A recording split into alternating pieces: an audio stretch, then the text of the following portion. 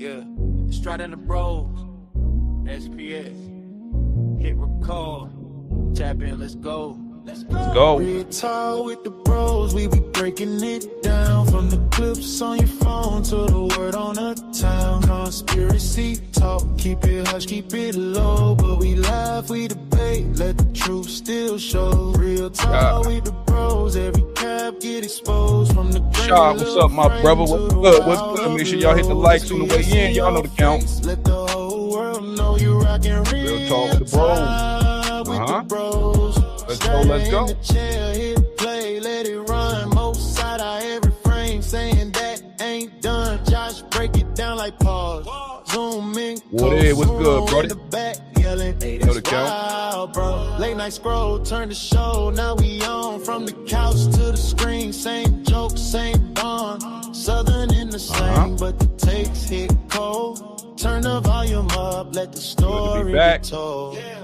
Real talk with the pros, we be breaking it down. From the clips on your phone to the word on the town. Surveillance on loop, catch the scene in slow-mo. Was it staged, was it real? We gon' still say so. Real talk with the pros, every cap get exposed. From the grainy little frame to the wild upload. SPS in your face, let the whole world know you rockin' real talk with the bros.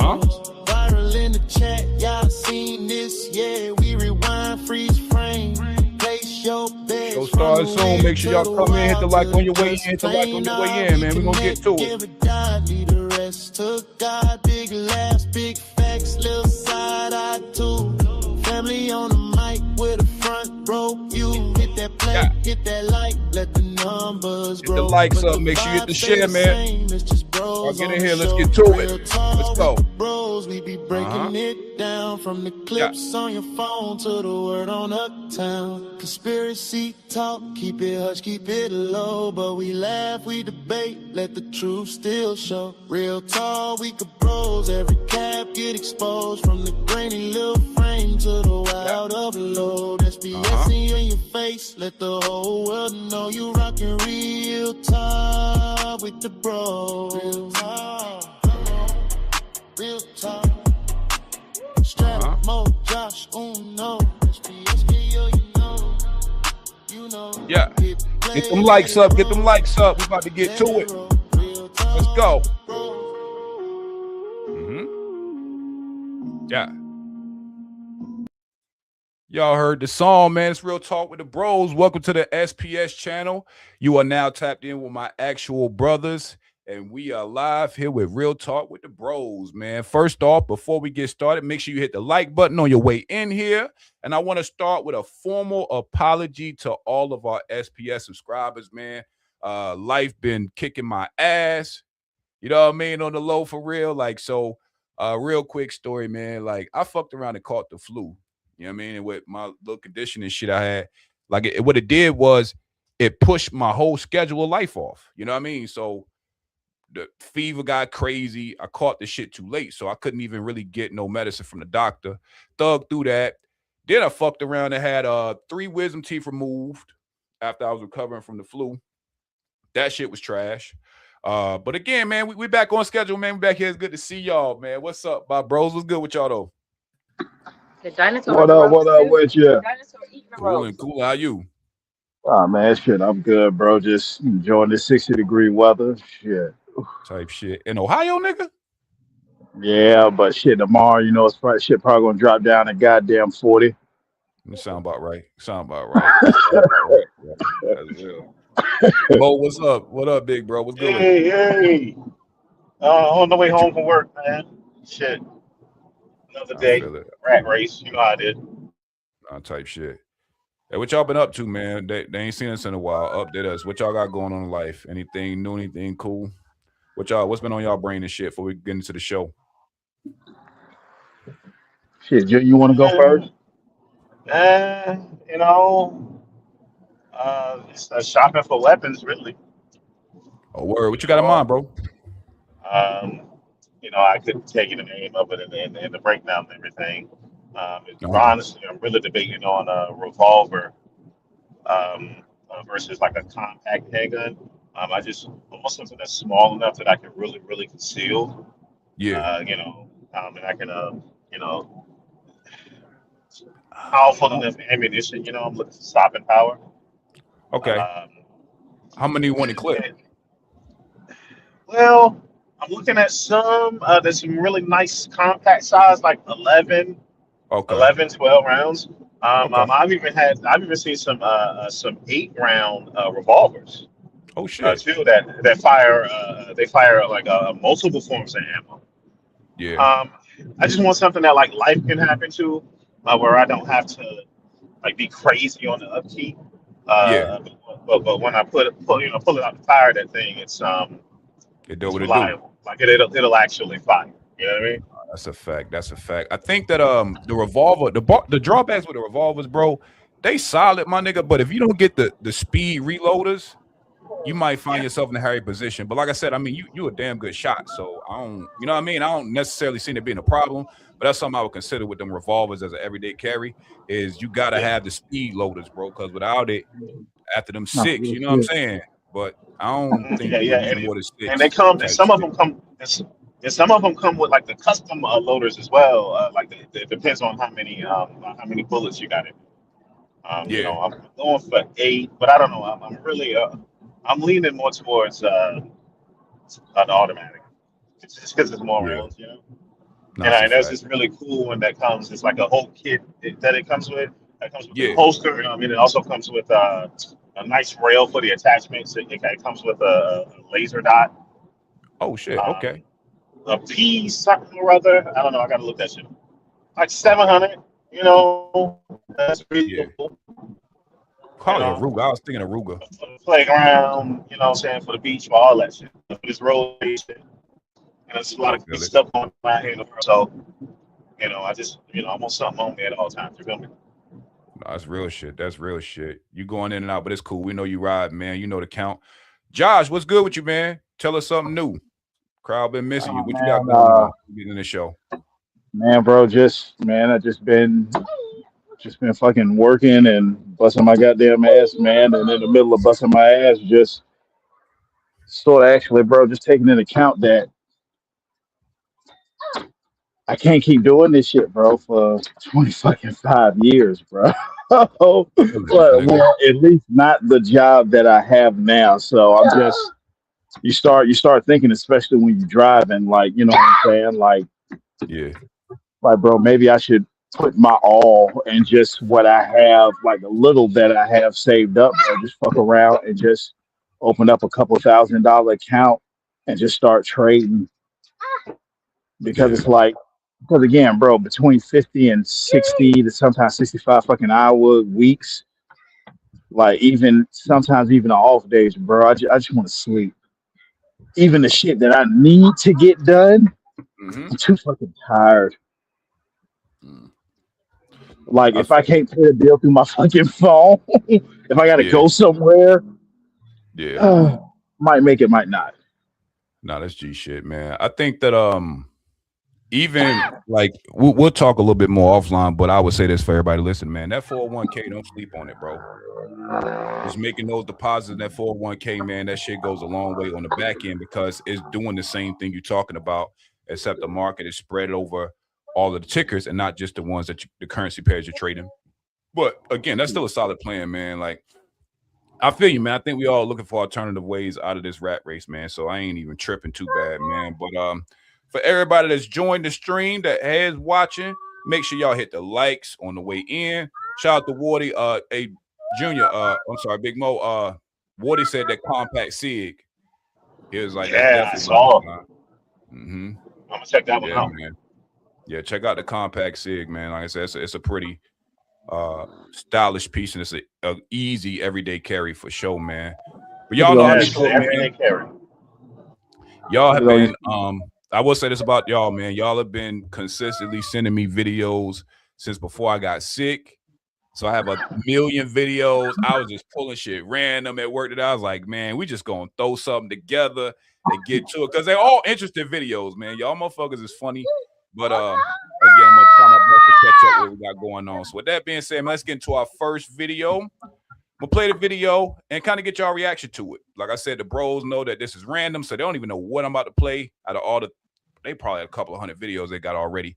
They'll know when it's gonna go. We'll watch and review it together, man. It's the name of the show. Make sure you hit the likes on your way in, share it to somebody else. Hey, let's rock out, man. See what's been going on out here. Let's do it. We are taught, for example, to regard Gaddafi in a certain way. But if you look into what happened in his country while he was the leader, you look into the fact that every person is given a house at a certain age. You look at the fact that everybody's education and health care is free. If somebody showed a particular talent for something that required further education overseas, all of the costs of that were paid for by the government. These are all things put in place by the same country's leader that we're told is evil and corrupt. It doesn't quite balance. That is one that we definitely monkeyed with. He ran afoul of the United States government. What he was trying to do, as far as I understand the situation, is he was trying to unite Africa. And a united Africa, either it's going to be fantastic. Problem for the people that want to run things. It's got a whole bunch of countries that, have a connection with a certain African nation or whatever. They suck their minerals out of the ground or whatever, don't pay them properly for it, and greatly benefit financially. And that's pretty much every European country. I don't want to get into politics. My boys have this rule. If you're going to talk to Joe, you're not allowed to discuss politics. All right, so what y'all think? Hollywood versus history, the Gaddafi debate. Gaddafi, I'm sorry. What y'all think about the video, man? Russell Crowe sharing a little insight on, let's say, another side of Gaddafi that doesn't get spoken about a lot. What y'all think about that?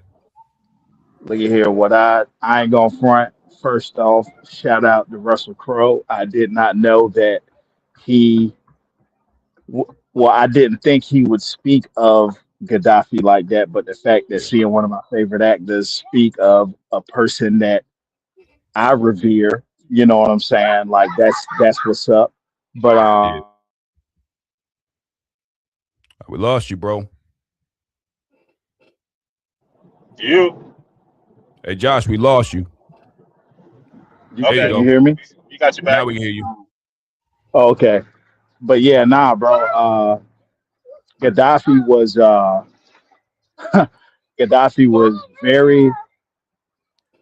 was not only very powerful, bro. He was wise, so wise that America as well as France decided, like, yo, we need to like get rid of him and his entire regime. Yeah. Like, and again, when you think back on it, bro, like, what did he do? Like, he didn't invade a territory. Yeah. He didn't, you know what I'm saying? He didn't like kill any like American or Britain or French or like, you know what I'm saying? It's like, you know what he did? He was trying to unify currency. We know that.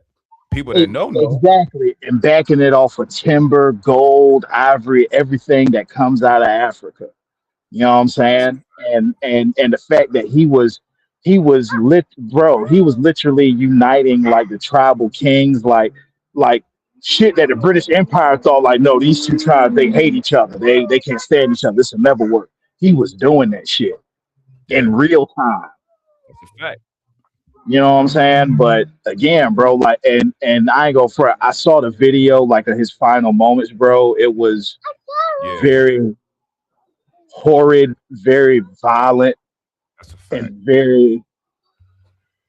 He deserved a lot better than. We lost you again, Brody.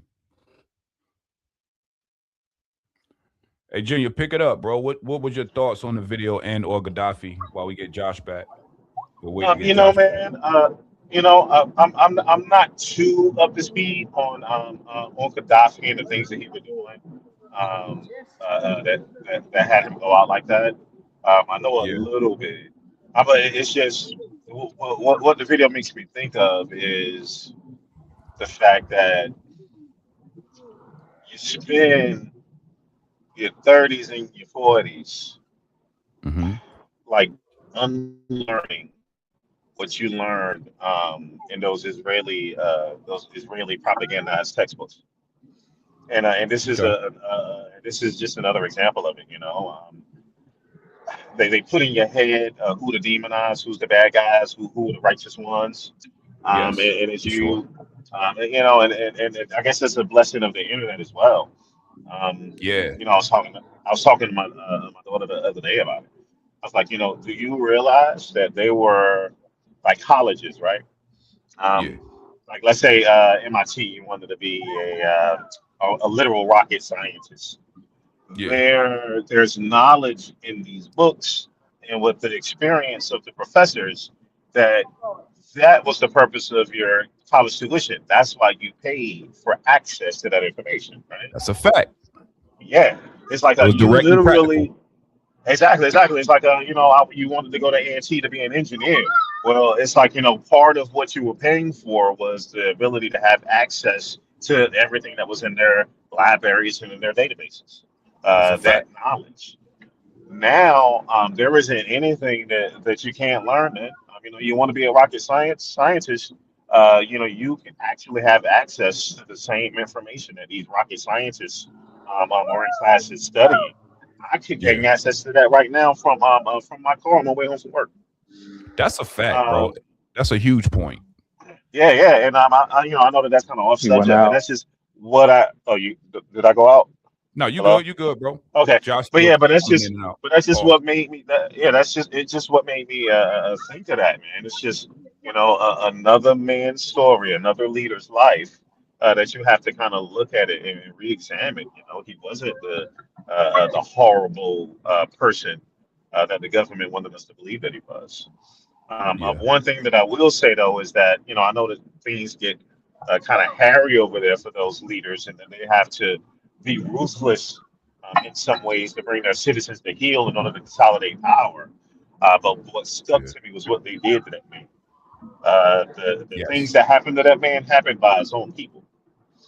Yeah. So it's just unfortunately like that's the blowback. Yeah, he may have good ideas, Yeah. but it's just like what were some of the things that he actually had to subject his people to in order to consolidate that Right. power that made that mob want to sodomize him with a bayonet.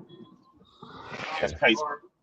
Yeah, You bro. feel me? No, they Crazy, did broke man. filthy. And I was about to say, man, do y'all think that speaks to the price of leadership? Hey, Josh, you're in and out if you can hear us, bro. Like your connection's a little unstable. But big bro, I'll ask you that. Do you think like what's the cost of that level of freedom? Like when you're thinking about it.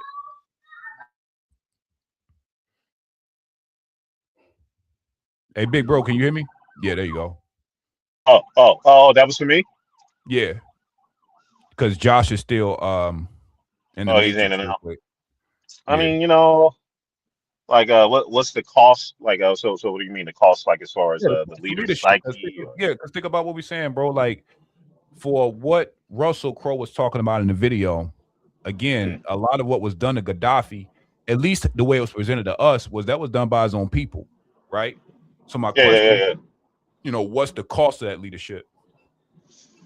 You know what I'm saying? Like what like do you think the net of it was worth it for the atrocities that he had to do to consolidate power and maintain control? Do you think that in the end what Russell Crowe was speaking to versus what happened to him, do you think it was worth it? No, I don't. I don't think it was worth it. I wouldn't want to go out the way that he went out. Yeah. And like the people that like really cared about the dude who was close to the guy. Like I said, I don't know a lot about him. If I'd have known that video was coming, I would have came prepared. Yeah. But it's just, like that's his last. When they think of his last moments on this earth, they have to think of him being torn apart the way that he was. Touche. Um, Not even touche. and That's a fact. I don't. I guess you guys know me. I'm more. I think that's why a leader, like being a leader and leadership, never really appealed to me. Because requires a lot of self-sacrifice. Yeah. And if you're outside the bloodline or outside my friend group, um, I just don't care enough to sacrifice myself for you. Yeah. I'm just not a. I don't. I have empathy, I guess. Um, but I don't know, man. If you're going to be a functioning man out here, especially with something to protect, you got to go cold. And I don't Okay. know. You have to be as a leader. You kind of have to make yourself vulnerable to the people. And I Hmm. just don't have enough faith in groups of people. I don't trust large groups of people and how they think and how manic and stuff they get is something tribalistic mindset that kind of comes through when you're dealing with a mob of individuals. Yeah. And that's not something I would want to sacrifice myself for, or my loved ones for. No, that's a fact. I'm not interested in being your leader. Okay. You know, if there's a leader that I agree with, and a leader that I'm okay with being led by, I would definitely contribute to the cause. Maybe more of an advisory role. I feel like I'm more of a number two guy. I don't want to be anybody's leader, because your leader is supposed to care about you. Yeah. I don't care about you. You know, Damn. like the average person, you know. Yeah. Probably care about you as much as like your local politician does, and they don't even fucking know you. That's real. So bloodline aside, it's just not worth the sacrifice for the people. I think what I struggle with, bro, is I think I have a lot of leader qualities, right? And I don't mind leading at all. I do think that, my loyalty and priority is always family first. Y'all know that. But I would, to your point, I leverage other people's jobs to get into higher positions of leadership, not because I care to lead them, but to your point, I care to bring the resources back.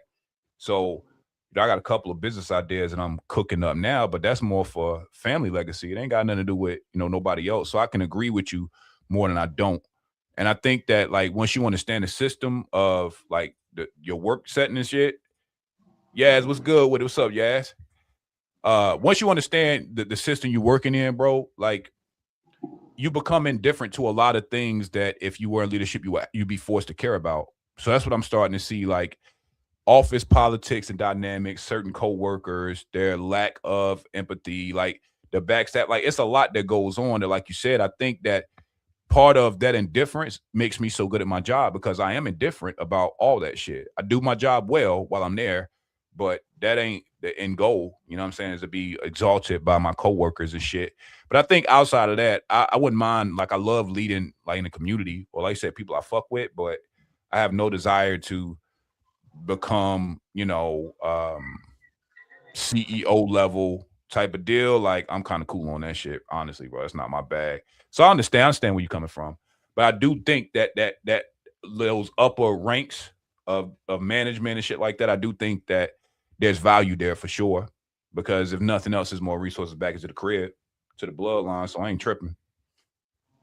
Josh. Yep. You going in, you kind of in and out a little blurry, bro. Like your connection seems a little off. You was really perfect earlier. Yeah, it's like you're behind. Shit. Hold on. Because now I'm just walking around the house trying to get a good connection. How about now? Hold on. It's like you still laggy a little bit. It's like you on a motherfucking flip phone with the glitching a little bit. Are you cool? See if you can drop off and come back in. Maybe it'll clear itself up, bro. It could be a StreamYard thing. StreamYard does get a little glitchy. But we'll be here, man. We're going to run straight into the next video, Josh, and I'll give you context when you get back. Cool? All right, perfect. Let's get to the next one, bro. All right, Junior. So I keep calling you Junior. My bad, big bro. All right, Mo. This one, I titled it When Jokes Cross the Line. Man, we're going to get into this one and see what you think about this, bro. My only problem with ICE is that they're going after every minority group except black people. I mean, you're trying to reduce crime. You're just giving them more room to breathe. As somebody with black undocumented family members, I didn't find this funny at all. And on top of that, it looks like Han Kim has been obsessed with black people. Let's see a few more of his greatest hits. This thing called the Negro Building, which I think is horrible. Nowadays, we just call it a basketball court. Back to America, and what do I see? Black Little Mermaid. This is gonna get people killed. Look at me, mommy, I'm a mermaid. LaQuisha, no! Grab onto this chicken leg. Hope you guys had a good Father's Day. Hope you got to spend some time with your fathers. You know, Juneteenth was Wednesday, so everyone else got to celebrate as well. Recently went to a basketball game, and they did the wave there. I've never seen a crime wave in person before. Yeah, love the African American community. Don't get me wrong. You know, who doesn't love a good song? Black people, they've gone through hell and they've done so much for America, but technically that is my bike. And we're probably barely scratching the surface here. Now, my biggest problem with this clip is not the fact that he said it. It's not the fact that people are laughing on the stage. It's not even with the clip itself. It's with the mindset behind it. Because this is a clip of him making another joke. I'm not a racist. I'm a minority. How could I be? Impossible. I don't even see race. I only smell it.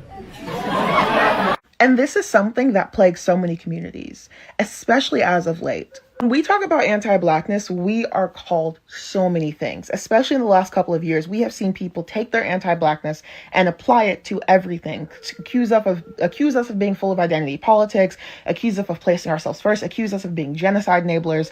And don't get me wrong, right? There are always bad people in every group. There are Black people that will consistently use whatever they can to get out of situations. There are Black people that hate every other group of people. But making it seem like we are, as Black people, more responsible for the well-being of other people than anybody else, making it seem like we are somehow always trying to be the center of attention while actively putting us at the center of attention that we don't want is a deep problem. And Han's comedy... All right.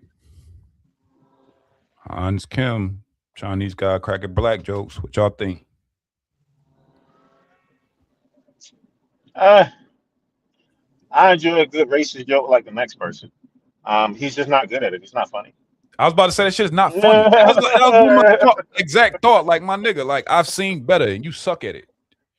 Yeah, you're not that funny, man. And I mean, I know it was a montage or whatever, but I wonder, like, you know, the guys that's really good with the racist jokes, it's like they have a way of tying it all together. They hit all races. Then a lot of them, they start with their own, right? Yeah. But it just seems like that he only has a smoke for the blacks. And, you know, it's just... aren't direct. Like, they sound more like insults rather than jokes. Exactly. Yeah, two on the nose, you know. You know what I'm saying? Yeah, and you know, it's just, and it's, you know, I mean, if you're not talked about or hated, then you know you ain't got no motion. And it's like, you know, Black Americans, like, we are American culture. So you know, there's a lot of people who want to know what the blacks think, and they want to bring up the blacks, even though we ain't got shit to do with shit. And that, you know, that's just a part of it. You know, it comes with being as awesome as we are. So you know, it is what it is. That's a fact. What you got, Josh? You got want to add anything else to it? And the only thing I got to add to it is, man, I think it's just the classic. I mean, like he said himself, you know what I'm saying? Motherfucker, you like damn near almost a fucking immigrant. You know, like, nigga, if we ain't here, then you gonna be the low man on the motherfucking totem pole. Touche. I'm getting sick of it. I'm gonna be honest with you. I'm sick of it. I'm sick of the race baiting. I'm sick of hiding it under the guise of comedy. I'm tired of people hiding it under the guise of politics. I'm tired of the self-blame for the things we're trying to fix, because this is the part I find the most interesting. If we're 13 to 14% of the entire U.S. population, we shouldn't be talked about this much as a minority. It speaks to our impact, but I find it's tiring. Like, it's almost to the point that, well, I said, see, shit like that'll make me go to the show and press him, and then let him try to explain to me how cool he is with Black people. And no, it's just jokes. You feel me? Like, it's to that point that, where, like you said, bro, I'm sick of this shit. I'm sick of being misrepresented by people that don't understand what the fuck it is, or your jokes. And again, I think that's the part that makes what he did so tiresome, is because you suck at it. You're not even good at the racial jokes and the racial elements you're trying to be. Like, you're not creative, you ain't crafty, you just a little small ass yellow man that's out in the earth, scared of the very people that you're around. Because my retort would be, if we're so fucking bad, why are you in the neighborhood where we can do anything to you? Because a lot of his jokes is based on personal experiences, which makes it worse. So you around us popping that shit, and I'm sick of that. You know what I mean? Like, I think that, hey, there's too many people at the fucking cookout, and guests done got too comfortable around this bitch. I'll land. I don't know. I wonder if he even really know any Black people in real life like that. Because it sounds like his audience, they seem white. Yeah. Yeah. For sure. Yeah. But like you said, I just think that most comedians, to your point, big bro, most comedians that take that route, they normally start with self-deprecating first, meaning I'm gonna talk about what I'm familiar with. I can tell y'all about my culture in a way that's funny, witty, and it ties together. That's just you making ignorant ass observations. You know what I'm saying? With a punchline that sucks. So that shit was trash, man. We ain't gonna spend too much time on, bro. I think that's about all the energy I want to give to him. You know what I mean? Like, we're not even gonna make this nigga famous. Fuck him. Let's get to the next clip, man. We're gonna keep this shit rolling. If you just walked in, make sure you hit the like button, share it to somebody, man. Real talk with the bros. We just kicking back, man, going through some viral videos. We walking out all my brothers' conspiracy theories and all the interesting things we've ran across with the internet, man. But we're gonna keep going, man. Make sure I hit the like button on the win. Let's go, man. Is Black Twitter really black? Let's get to this past week. The new Twitter update dropped, and shout out to Elon. He might have did his big one because now Twitter is showing account locations, and many of the black pages on Twitter that spread anti-black rhetoric and contribute to gender wars are being exposed for being based in India and East and South Asia. Accounts that got exposed are MAGA accounts, so-called American political accounts, large hip-hop pages, fake black American accounts, catfish influencers, and various bot accounts. And these pages weren't just trolling for fun. They were leading narratives, creating fake diaspora beefs, starting gender wars, pitting black women versus black men, spreading stereotypes, and launching misinformation. And the thing is, people have been calling it out for a minute now, but it's cold hard facts now. They're literally weaponizing blackness, pretending to be black Americans, grifting inside the culture, and rage baiting their way into US politics from countries they're not even from. This update might be the best thing to happen on Twitter since Elon acquired it. Someone said black oppression is a global operation. And boy, is that true. We're in an era of digital blackface. And the most interesting thing I find about this whole situation is that they have to put black people at the center of their chaos because they know that's the only way they'll get engagement. Why is that?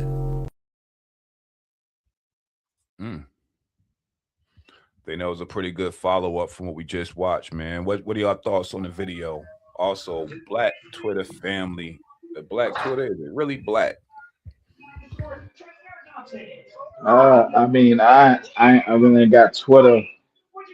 You know what I'm saying? So I'm sort of missing out on that, I know, but so far as just the whole world sort of being against just black people in general, that I mean, you can attest to that if you just fuck around and look into history and the culture of shit, like in different countries, from China all the way to India. Like before the Europeans came, the blacker you were, the godlier you were. But after imperialism fucked up India for almost 200 years, now it's like, bro, the blacker you are, the more in the gutter you live in, even to this day. And again, that's just one country. Yeah. You know what I'm saying? So, yeah, for sure. It doesn't surprise me, man, but I think that I do hate that we're being co-opted with real life problems. So, for example, what I found interesting in the video was some of those biggest accounts that go through, again, because you got Twitter and then Black Twitter is like a subset where black people talk about black issues. We normally clowning and joking in there, right? So it's a pretty cool thing on X. But what makes it dangerous is if you got people that aren't from the country and they're invested more into the gender war than we are, they are really literally the agents of chaos. Because now you're sparking conversations that weren't even started by our people, which takes me all the way back to the beginning of feminism. That was another movement that we really wasn't a part of, that we couldn't relate to, that we got hitched on to by being co-opted. I feel like, you know, I would be remiss not to say that as a people, we got a lot of shit to get better. Like we're in the lower thirds of most categories of what US deems as successful. So we got a lot of work to do, but I don't think that I think that what should resonate to everybody that's doing the work is there are people working extra hard and overtime hours to confuse you more. You feel me? And that's what that shit told me, because again, a lot of those pages, I found other videos when I went down the rabbit hole of that one, of the type of stuff that those accounts were posting. And most of it was you saw the 50-50 convos popping up a lot. black women behavior not being shit, black men ain't being shit. And again, it's hot content because again, as a people, we a hot commodity for sure. So it's a way for them to monetize in they bullshit countries, and also a way to keep the controversy going amongst us. I'm not saying it's not real, so let me be clear. I'm just saying that again, it's time to close the motherfucking doors to these neighbors, and it's time to start kicking niggas the fuck out the kick out. Straight up, bro. We gotta start G-checking our culture. Why you here? Who sent you? What's your intent? Who you know? You feel me? Because we're gonna keep running rampant. I'm not saying that we're at our best place at all. That would be ill-advised. That'd be ignorant of me to say. So I'm not saying that. But I am saying that we don't need no help being worse. I'll land it. Yeah, man. You know, I totally agree, bro. And it's like, you know, that's kind of like the modus operandi when it comes to everyone else, and how they interact with black people, black culture. They always try to find a way to latch onto it and monetize off of it. Yep. I mean, everything from our music, from our dances. I mean, look at TikToks and how many people have become ingratiated with all this finance and millions of followers based off of something that a black person created. Yep. You can look at all these record execs, and you know how most of them have a dual allegiances to different countries or whatever, but they're not from the black experience, but they go out and they find the talent, because they know that, like, you know, if it's us, like we get a lot of eyeballs worldwide because we are the culture. And they just try to, that's just their way of trying to profit off of it, make money off of it, you know. Like you said, yeah. With liquid gold. Yeah, exactly. And you know, and they know that it's a hot topic, and they also know this. Like, if we're, you know, I have questions about our the practices of the when they count and calculate the population. What is the census? I have real questions about the census. I think there's more of us and there's a larger percentage of us than they actually say. I don't even think that the 13% is accurate. I think it's more than that. Anyway, but Okay. for us, if you look at the math, if we are only 10 to 13% of the population, the engagement that they generate from such a small portion of the American population, it doesn't make any sense. So what Right. that tells me is that you'll bring up black issues, and Americans, a whole bunch of Americans that aren't black, will Yep. engage because they're looking and Fact. they're putting in their 2 cents. So some dude from Germany or Poland, he knows Mhm. this. You know what Yeah. I'm saying? He's not talking about like a white meth issue. He's talking about, you know what I'm saying, black folk and black culture. And so Facts. it's crazy how, like, we probably aren't really that involved in the first place. You know, if you look in that Right. comment section, these cats are like, a lot of these cats aren't even from America. They're not even like black American, right? So he's getting all this engagement from talking about us, and it has nothing to do with us. Yep. That's kind of wild, man. Yeah, I bro. don't know. I wonder why that is. I mean, like you said, I think that the answer was definitely in your synopsis, bro. Is that it's a monetary part of it, but I think that, like you said, even deeper than that, there's an infatuation piece of this as well. Yeah. You know what I You know, mean? they used to want to, you know, they used to, they want to hang out with us. They Yep. used to eat us. Yeah. You Pause. know, you want us, you want to cook like us. You know, you want to, you know what I'm saying? You want us to take care of your kids. You know, it's Everybody like, want to be a nigga, but I just nobody want don't to be get a it. nigga. That's a fact. Like, what is it, bro? Yeah, like, you know what I'm saying? Shit. Mhm. I mean, you know, I wouldn't want to be anything else but black. But I mean, you know, if I was something else, fuck it, I'd be that. I mean, damn.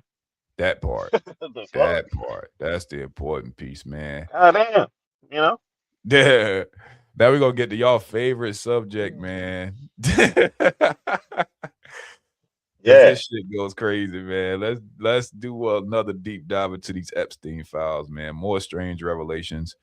Let me see which video I got queued up, man. I ain't gonna lie, I haven't been followed as much as I had before. So I apologize, y'all. This is an older video because I was going through our text message thread like, shit. I was just picking stuff, you know what I mean? But I got an interesting little gumbo of this. Let's see what y'all think about this, man. After going through the devil files for almost 2 weeks now, I'm not sure what's up or down anymore. Today I want to share some of the strangest things I've seen in these files. And we're going to start it off with a banger. This disgusting video that was found in the devil's camera roll. What's on his face? I could throw up. This is the devil in flesh. Now, some of us have basements underneath our house. Well, he has a trap door that leads right down into the ocean. Yep, this is not on a boat or a yacht. This is off of his living room. Now, why he has this and what he uses it for, guys, I can't go there because God only knows. Speaking of his home, I find one of the creepiest rooms to be this quote-unquote dental office. Now, apparently his girlfriend is a dentist or was a dentist, and they use this room to allegedly fix the teeth of some of the young victims. Apparently he wanted them to have nice smiles, liked nice teeth. My question to that would be, then why didn't you sit in the fucking chair? Like, look at the creepy masks on the wall. And I have a strong feeling this room was not used for dental purposes. This next shit, you guys, cloning and designer babies are talked about in emails over and over and over again. Let's read one. From Jeffrey Epstein to Brian Bishop. Attached is the doc you requested. It's the use of funds spreadsheet for the designer baby and human cloning company. This gets us out of our self-funded garage biology phase to the first live birth of a human designer baby and possibly a human clone within 5 years. Once we reach the first birth, everything changes and the world will never be the same again. And who he talks to in these emails over and over again about human cloning and designer babies is this Brian Bishop. Apparently he's some Bitcoin investor, and he approached the devil in 2018 seeking an investment for this designer baby project. Now, one of the things I found to be completely random was his obsession with Emmy Rossum. A lot of you guys probably know her from Phantom of the Opera, Shameless, loved her in that. He tries to get her to go out with him over and over and over again. No, vol au vacant? How about an intellectual adventure? Join me for an afternoon trip one day next week. And then she basically says, sounds fantastic, very interesting. I may have to go to work in LA that week, but if not, I'd love to. I'll keep you posted. He even tries to woo her with musician talk. Emmy, Bach allegedly told his students playing the piano was really easy. Just play the right note at the right time. With that in mind, how does 3 o'clock sound for an early tea? And she writes, Dear Jeffrey, sounds enticing. However, I have to work all day. I'm in the studio from 11. She constantly declines this pig in the nicest way possible over and over and over again. Thank God, Emmy. I'm gonna go outside, touch some grass, and remind myself that I'm not in some fucking dream. All right. Epstein files. What y'all think? Javi, what's up, nephew? Hey, what it do? What's up, big dog? What's up, nephew? Your hair getting long as mine. Hey, crying, man. Okay. It's all right. You don't need the tears for it. It's cool. You're a big boy. Yeah, it'd be okay. You got it. Yeah, so what y'all think, man? Epstein is oh man, Epstein is still alive, and that motherfucker is there's not a word for what the fuck this person is, man. He's not even a person. Like, if you, bro, those files, bro, everything from sacrifices and even right down like cloning just for on some sexual purpose type shit. Mm-hmm. Like, bro, it's like it bro, this man has so much money, he influenced, like, the influence this sick motherfucker had, bro. They made laws just for him, just so he could get tax breaks and shit, bro. Like, the fact that this motherfucker got trap doors leading to the ocean and shit, and he got operating rooms in his house, bro. Like, that shit, like, come on, bro. Why ain't nobody in jail, bro? That's insane, bro. Yeah. I mean, okay. So the dentist office is really disturbing, because how do you identify bodies? Dental records. What are some of the stories that are coming out with the things that they tried to make little girls as young as 9 do, and they will bite. So what do you do to fix that? You remove all their teeth. It wasn't to have a pretty smile and fix their teeth. It was to either remove all of their teeth so that they wouldn't have that issue anymore for when they wanted to use them for what they were using them for, or it was also to just mutilate corpses so it would be more difficult for them to be identified. Yeah. So it's like, he's a sick fuck, and I think that chick that took all that money or whatever, because after he died, he willed most of his money to her. Giselle. That woman that's a dentist. That dentist, Yeah, it's like, yeah, that bitch need to go to jail. You feel me? That's It's like, like what were what the you fuck? doing? What were you doing with these kids? What were you doing with their fucking teeth, ho? You know? fact. Um, That's a fact. Like, yeah, come yeah. on, It's bro. like, Why ain't nobody in jail yeah, for this, bro? Like yeah. the The fuck? trap. Yeah, Right. the trap door. I read that he liked to feed a lot of the sea sharks. Were very prevalent in that area and on the island or whatever because they were attracted to the chum. He was feeding them the sharks. There's no telling what kind of currents or whatever or where someone's taken once they hit that little piece of ocean that the trap door led to. So I think that was more of a body disposal, and it was more telling its size of the trap door. I know he used to deal with a lot of Americans, and like the average American, it may be a bit troublesome to get him through that size trap door. So you know what, it was for smaller people, man. Um, Damn. and to me, and because I know a little bit about his life and stuff like that, I know that he got a lot of his money from the cat who started Victoria's Secrets.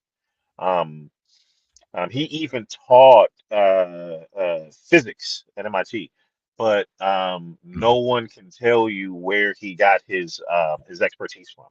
Wow. What did you go to school for? What were your degrees? Uh, what were you so proficient in that it justified you receiving these large sums of money? Right. He never went to school for finance. As a matter of fact, I think he was a college dropout. He only dropped out maybe the first year. Wasn't involved in any kind of innovation when comes to finance, physics, all these biology things and stuff that he was interested in. Hmm. He is the epitome of white privilege. The ultimate he's like the last boss when it comes to white privilege. He's able to get inside so many rooms, and he's able to get so much money based off of non-existent expertise. Yeah. So the thing is, well, who was the plug? Who did he work for? I think he was propped up. I think that Jesselyn Maxwell was more of a handler. Yeah. I think that it's wrong to. That's why I don't know. I don't know if he's like still alive because like who would be more dangerous to this shadow organization or this cabal than him? Because he knows where all the bodies and stuff are buried. I think Yeah. he's dead. It would just make more sense to me that he's dead because he just doesn't read as someone who is like the leader behind it all. I mean, you can That's a tell about point. That's a good point. yeah. Look at like his emails. I mean, he couldn't even spell for Christ's sake. Right. You Yeah. know, Yeah. he had one mission, one purpose, was to get as many powerful people, to try to get dirt on as many powerful people as he could, Mhm. all for and all this effort of blackmail, and coercion and stuff. I feel like it was all for the Israeli government. Okay. You don't have the former president or prime minister of Israel as like somebody who just like come through the house on a Thursday, let's talk. Yeah. That's a Ghislaine Maxwell was basically like the father of the Mossad organization, which is like their version of the CIA. Actually, her father is the reason that we have to unlearn a lot of what we learn in school because yeah. McGraw-Hill, all the textbooks that supplied all of the schools and stuff in the United States, her father owned that. Yeah. And it got to the point where he had let other people write it, but no book, your social studies book in sixth grade, your science book in eighth grade, nothing was published and sent out to these schools and to the kids unless it was first personally read by him. Yeah, he Interesting. he he owned all that. So it's what happens when like a large people, like governments and like a group of people that have like a lot of financial power and they have something that they want to do. Yeah. It's like this is how they move. I think if he was just the agent of that, not some super spy, creepy devil dude. I think that that's more of a culture by a huge group of people Yeah. that folk can't really talk about or whatever. Yeah. But yeah, just the epitome of white privilege. Okay. And you've all seen it. Everyone has seen it on their jobs. The white male who's in that position, and you like, what the fuck is he doing here? He Yeah. doesn't contribute anything. Yep. Whatever, and if he does do something, it's like someone who's more qualified has to walk him through it A to Z. Yeah. And it seems as though like all the powers that be kind of like protects him and make sure that he has all the tools that he needs. And when he produces something that's average, it's looked at as, oh my God, he did so good. But they'll give you like a three great value canned food items, and when you create the stereotypical Thanksgiving spread, it's just, oh, okay, you did pretty okay, and it's like it's the same shit everywhere. And Epstein Okay. was that. MIT ought to be ashamed of their fucking selves for letting that man teach physics in a classroom, and he didn't even have a fucking bachelor's degree in it. That is cold. That's cold. You know what I mean? All right, I went on a rant, but yeah, that's what pisses me off. He in that whole situation is the last gasp and the last death of this lie that is the American dream. That if you are qualified in something, if you're intelligent, and if you do everything that you're supposed to do in society, or whatever, that you're gonna succeed and be in these rooms. I mean, and not only is he in these rooms, but the things that he chose to do with the wealth that he accumulated that he didn't earn and that he didn't deserve. He chose to do ritualistic things and kill people and eat people and stuff. That's what you choose to do with your bread. You're not Yeah. balling out of control like in a rap video and living a dream and fucking relaxing. You got to kill people and eat people and these things with little kids and Yeah. shit. Yeah, for sure, for Like sure, for sure, privilege. man. For sure, man. I wanna Fuck that asshole, bro. Fuck him. keep the show moving. Yeah, man. Like you said, man, we know how I feel about that nigga. Every now and again we'll run Yeah. across some information, so I'll bring him up. Yeah, man. I People know ought to get shot behind I that go shit, on. dog. Yeah, I'm for still sure. waiting on that motherfucker. That's like what a redneck's at. Where y'all at, bro? You know what I'm saying? All you hunters and shit. Oh, no. What are gang members at? Let's talk to the black community. Where the fuck y'all at? You know what I'm saying? Oh, you'll wait until another black guy's taking a shit, and then you'll run up on them with your little guns and pew pew pew, and then you'll run away real fast. You're not even goddamn. You know what I'm saying? Hey, meet me here at fucking sundown, and we're gonna draw our goddamn weapons right at 6 o'clock, right? You even running up and sliding on people like pussies. You got these assholes out here doing what the fuck they want, and you throwing up little stupid shit, man. Fuck you too. You have I'm done. it. And with that being said, we I'm go to done. the next video, man. Let's keep going, man. This is gonna be a 2-video compilation part, man. I love this because, like you said, I'm looking at animal experiments and how they correlate human behavior. Now, I'm not one of those people that say we're animals. I think it's a way for us to explain primal nature, but it can be argued. But what's up, Brody? What's good? Yo, what up, nigga? I don't know what up with it. What up, bro? But we about to tie all this back Hey. together, man. What you been up to, bro?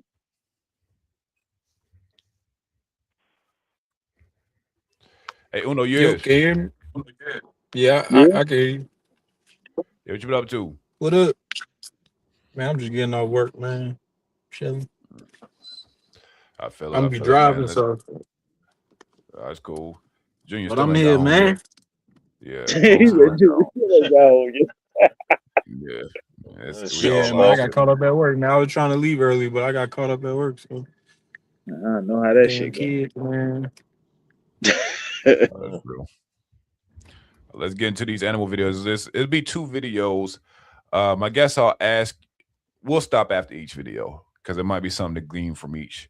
But let's get into it. Let's go. If you are in here, make sure you hit the like button, share it to somebody that ain't watching, man. Make sure you hit the subscribe button on your way in the door. We appreciate the support. Let's get to it. So scientists gave parrots money, and the parrots immediately changed the rules because they trained them that metal rings equals food. Drop a ring in, get a snack. Then the researchers introduced unfairness. One parrot got a pile of 10 rings, and the one next to it got none, separated by a wall with a tiny slot. So the rich bird watched the other one miss meals and started pushing rings through the gap anyway. They ran the test again and again. Same result. Sharing until both could pay and eat. The researchers expected hoarding. Instead, the parrots spotted inequality and fixed it.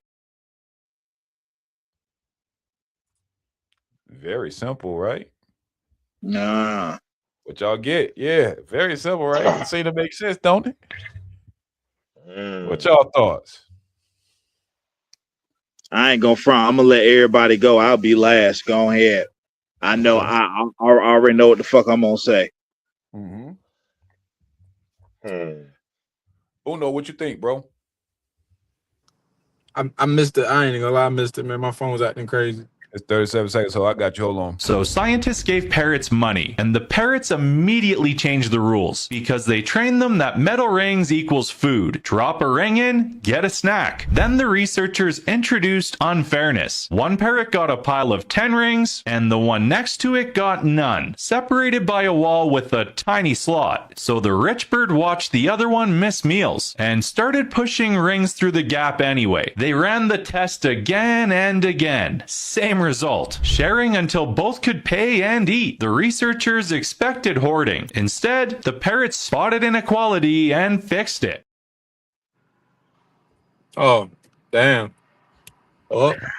Yep. Listen to nature. Yeah. It could be simple. Right. Well, you know, I don't agree with the premise. Tell me more. I don't agree with the premise.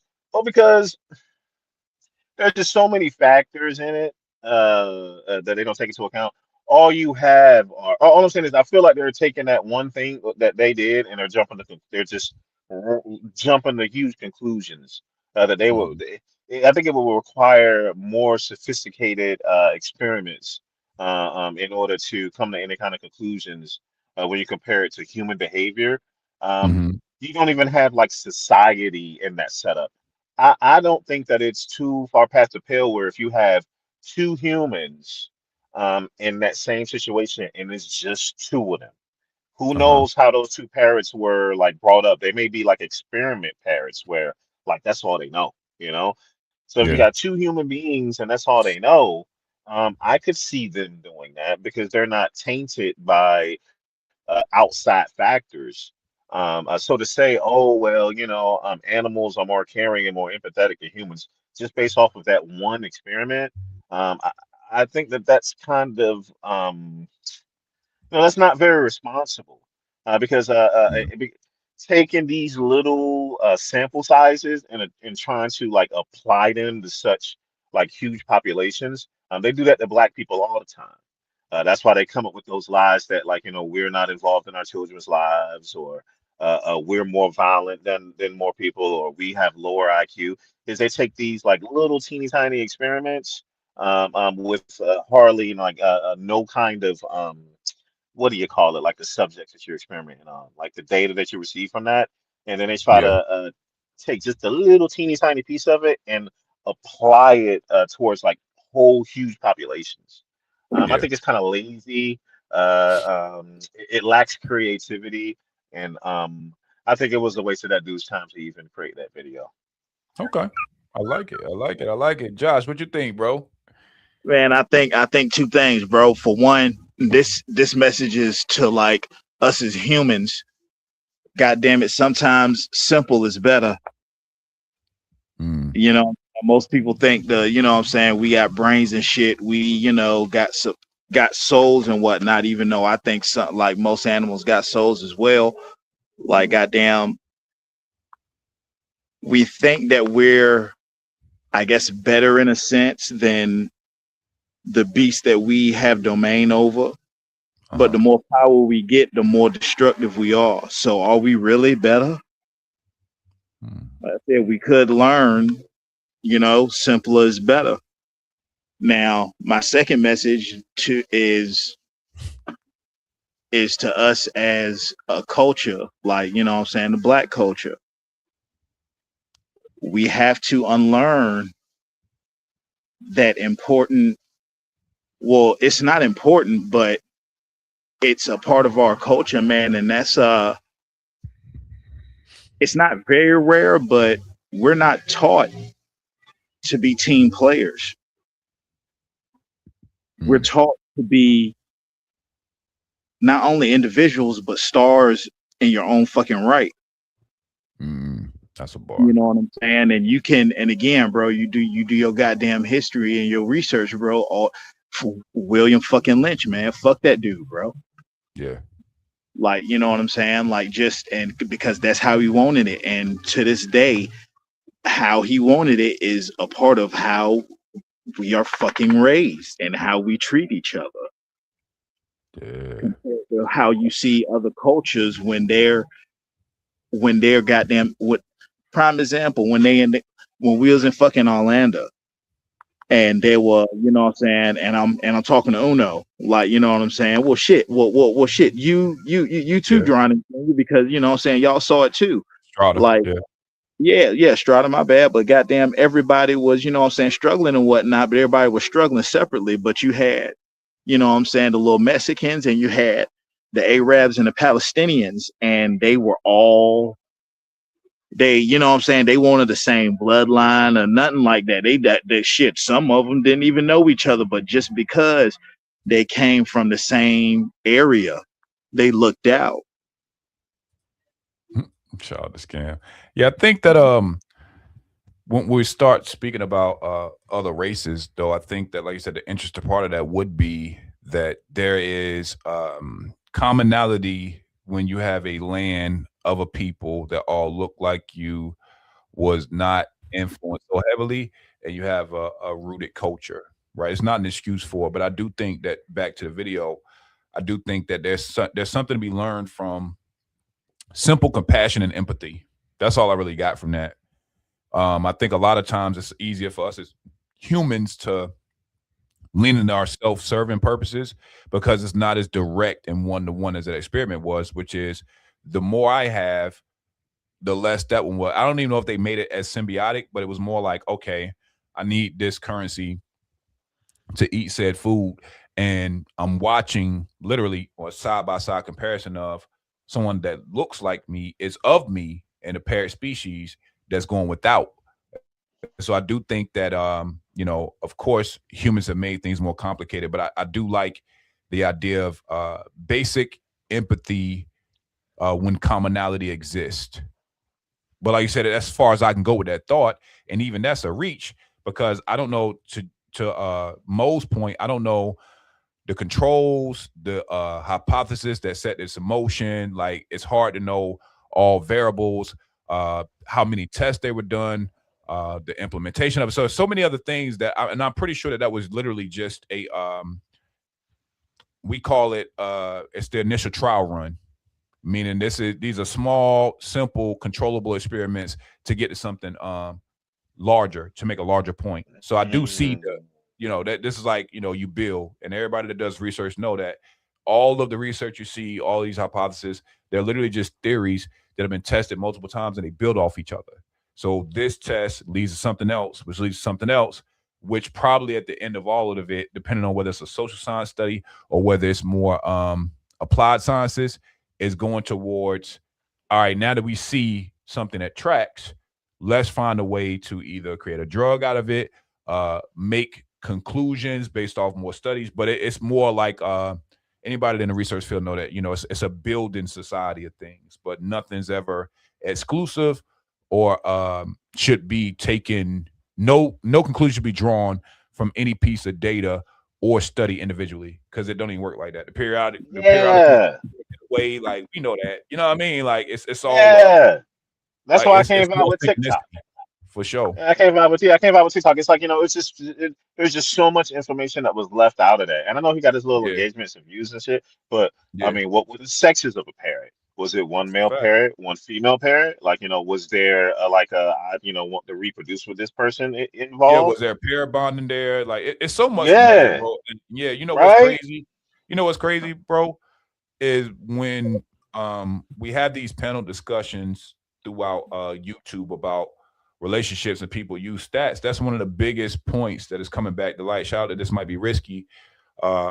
Shah, he tapped in earlier, but that's Shah's biggest argument is that a lot of the statistics, we're not going into the scientific papers. We're not understanding the control variables. We're not even understanding the participants of said study. And so we're drawing hard conclusions without enough info. So that's interesting that you said that, because we're starting to see a shift in that, where people are questioning a little bit more what the numbers actually say, what they mean, and what we should do with them, right? Because drawing a conclusion is a little, but again, I like it for the show. Now, with that being said, I'm going to get to another video about animal behavior. And to your point, big bro, this one has way more variables, and it does mimic society a little closer than the parrot video. So let's get into this one. This is Universe 25, a horrifying mouse utopia experiment that shocked scientists by its disastrous outcome. It's one of the most interesting experiments I've ever read. And here's what we can learn from it. In 1968, American scientist John Callan created an environment for mice that had everything: unlimited food, clean water, the perfect climate, and hundreds of nests. In theory, this utopia could support nearly 4,000 mice. To start, Callan just placed 8 mice. And just like Noah's Ark, 4 males and 4 females would go on to populate this utopia.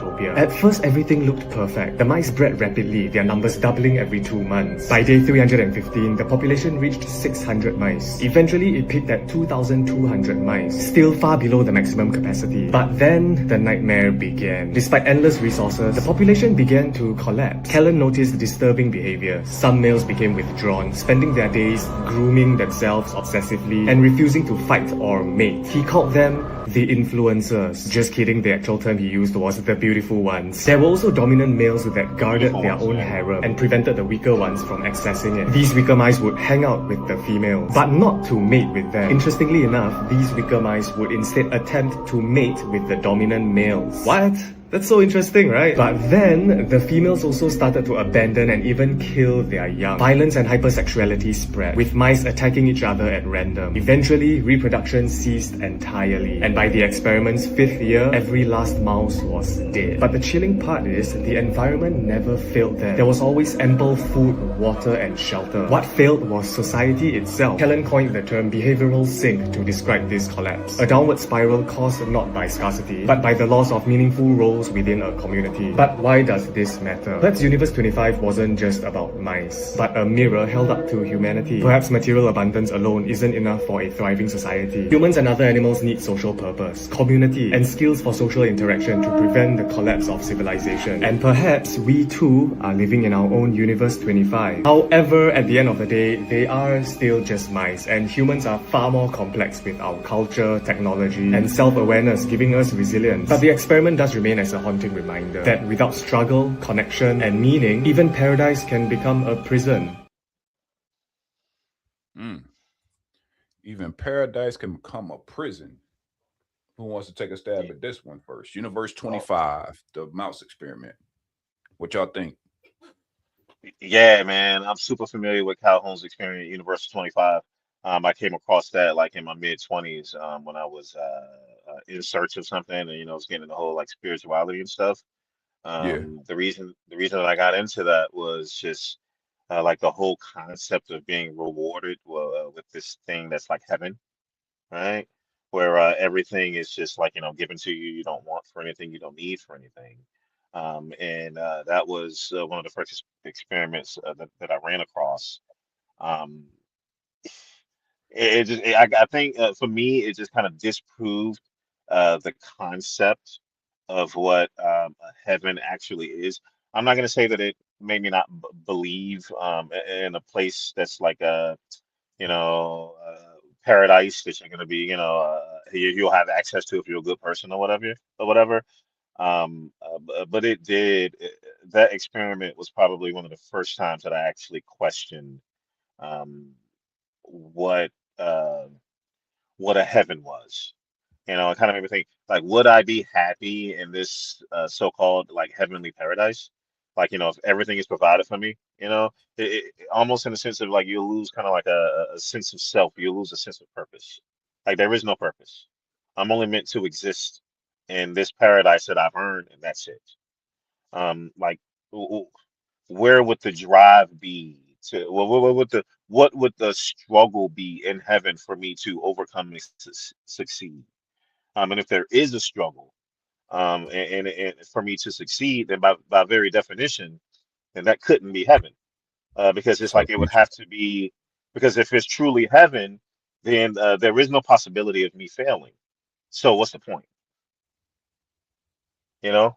Um, yeah, so I found it very interesting. And like he could have went into way more detail with the beautiful ones. I think that the beautiful ones were probably the more interesting concept of it.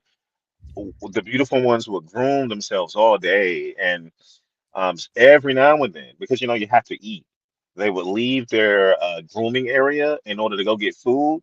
But then when they came back, see, the beautiful ones were kind of like a gang. When they yeah, came back, it's like you weren't recognized because you were gone. And I'm only talking about a few moments. You left the area.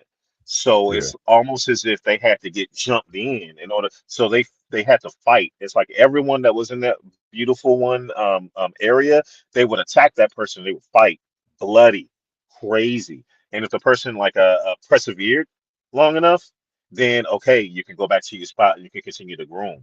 So every time they would leave to eat, they would have to fight just to come back into the little gang. They didn't want to reproduce anymore, because it's like you could just do whatever. They didn't. The female mice, they didn't really care for having kids anymore. You know, and then it was crazy too. Um, they would have the babies, and then the babies will form their own little groups because no one was watching for them or caring about them.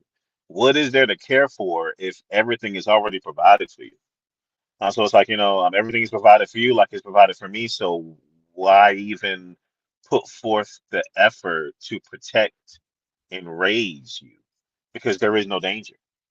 It just doesn't matter. So with these groups of little kids just kind of running around, and then they became groups of killers as well. Like they were just like killing people for fun.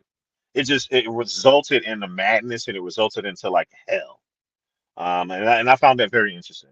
To me, that was like it was I was like, oh man, this heaven thing, maybe everything isn't what they said, and then it was back to shit. You feel me? yeah. I don't think that I can make the strong comparison between Universe 25 being the ideal of heaven for a few reasons. I think that speaks more to societally what we're going through now, right? I think that experiment to me exemplifies more of earthly society. I do think that I'm smart enough to know that I'm too stupid to understand the concept of heaven the way it's described biblically, where it would be what it is. Now the information is in there, so I'm still a novice in my research. I mean, I've always picked up the Bible and read, but I'm reading it with a different brain, right? So I'm getting better information taught under better scholars. But what I'm finding is that after judgment, let's say that, I think that a lot of what we think we know in this vessel, we just lack capacity, brother. That would be my answer to you. And that trying to understand the Most High's plan with a human brain, we already at a disadvantage. I think it's great to theorize. PJ, what's up, Brody? I think it's great to theorize, but I think that when you read the biblical text, all I am sure of is that I don't have enough information to make a conclusion. It's something I strive for, you know what I'm saying? To your point, but I don't even think our understanding, our desires that we fleshly have, I don't think that they exist in the spirit. I just don't think so. Like I said, I wish we had more time to go book, chapter, verse, you know what I'm saying? But for now, I'll just say that. But I do think what is interesting to your point is that we, when in abundance, and what I mean by abundance in society is we are at the biggest surplus, let's say in America, that we've been in terms of our waste, or the access to resources. Now, we're not saying it's evenly distributed, but we are saying that our basic needs, the more primal needs, are taken care of, and we as a people are fighting for more of it. But it's not that, without it, we starve, to your point, right? So I do think that a lot of the behaviors, to your point, big bro, a lot of the clicks and the behaviors, I can see a correlation between human behavior. Yeah. I can see especially that those from an beautiful earthly ones, especially the perspective for beautiful sure. ones, man. Yep, the Yeah, like beautiful ones were the interesting. Yeah, max they were interesting. the looks maxing guys, the mogging guys, or whatever the things that they're doing to achieve that level of beauty. Yeah, And they're having like wars online where like if they're in the same building and like somebody getting your shot, and if they look better than you, it's like, oh man, you took the L, you yeah, know? yeah, yeah, And then yeah, it's like to yeah, the point, yeah. yeah. Yeah, that shit cold, but it's real though. That It's shit is funny, real. man. This shit Yeah, crazy, dog. same shit, bro. Same shit. That's real. Josh, what you think, bro? You muted. Damn, bro, that shit was crazy as hell. Yeah. Like, bro, bro, that shit, bro. God, I ain't got the words for what the hell the mice was doing. That is out of control, bro. But I ain't gonna front. I will say this, man. Like they did something similar. They did a similar study with like, you know what I'm saying, some chimps, like, you know, and sort of the same thing happened. Like, so it's like it's damn near every species like almost has to struggle in order to not only, I guess, have a sense of purpose, but to be better than what they were, and I guess to evolve. Okay. In whatever form, whether it be mentally, physically, or fucking spiritually. Yeah. Because again, it's like, you know, okay, like I'm here. Food is right here. I ain't got to forage. I ain't got to find. I ain't got to hunt. Yeah. You know, just women is right here. Even them are right here. Even them are right there. Like, so it's like there's no drive to do anything. Like, and then, you know, your drive to exist is just, you know, will diminish as well. So, like, again, bro, that shit, like I said, bro, just, I don't know, that shit was very eerie. Yeah. How most people think they want that. Right. You know, at the end of the day, you don't want it. You don't want it. You want that shit. You really don't. That's real. I think that's a bar. I like it. All right, man. Let's see. Where do we want to go next, man? That was a beautiful breakdown. If you just coming in, make sure that you like, comment, and subscribe, man. I got a few more I want to get to. I think was interesting. Hold on, let me find the right one. Now there was one that I didn't get to, but I think that the video I'm gonna play makes sense, man. Let's go here with it. If everything was named by the person who named walkie-talkies, they would sound like Cameron lyrics. Nookie bookie, fuzzy buzzies, roomy roomies, ouchie pouchies, stabby grabby, soupy scoopies. Licky sticky, kitty fitties, bowler holders, kitty shitties, kitty cities. Wordy birdies, floaty bloaties, wakey makey, maybe baby, floaty coaties. Wheezy sneezies, heedy eaties, screamy dreamy, feedy heedies, meanie screamy, killer. Starey squarey, smarty party, hardy starty, hairy waries. Hey yo, I'm gonna run that back one more time, man. That shit is funny. And I'm like, yo, I gotta know this thing. Yo, that's different. Hold on, let's run that back, man. If everything was named by the person who named walkie-talkies, they would sound like Cameron lyrics. Nookie bookie, fuzzy buzzies, roomy roomies, ouchie pouchies, stabby grabby, soupy scoopies. Licky sticky, kitty fitties, bowler holders, kitty shitties, kitty cities. Wordy birdies, floaty bloaties, wakey makey, maybe baby, floaty coaties. Wheezy sneezies, heedy eaties, screamy dreamy, feedy heedies, meanie screamy, killer. Starey squarey, smarty party, hardy starty, hairy waries.